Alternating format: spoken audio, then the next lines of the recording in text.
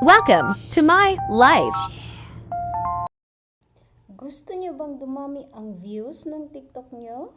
Well, may ituturo ako sa inyo. Step by step. Panoorin niyo hanggang dulo. Okay? Tara!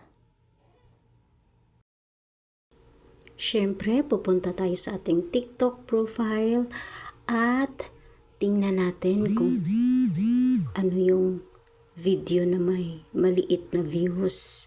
So, ito nga, itry natin to. May 81 views lang siya. Ayan, yan ang gagawa natin ng maraming views legit. At yun nga, punta tayo sa ating profile. Tapos, edit natin yung profile natin. I-copy link yung link doon. At pumunta tayo sa ating Google, hanapin natin yung Fire Likers. At yan nga, sa pinakauna, yan yung Fire Likers link na ipindot natin.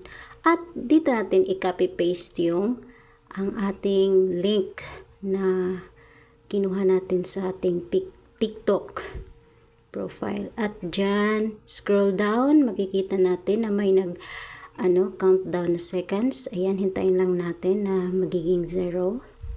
Hintay lang. Ayan na, continue natin.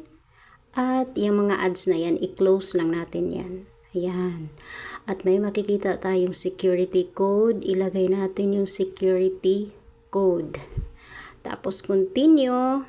At dyan na, makikita na natin yung account natin, user ID, at i-click lang yung auto views.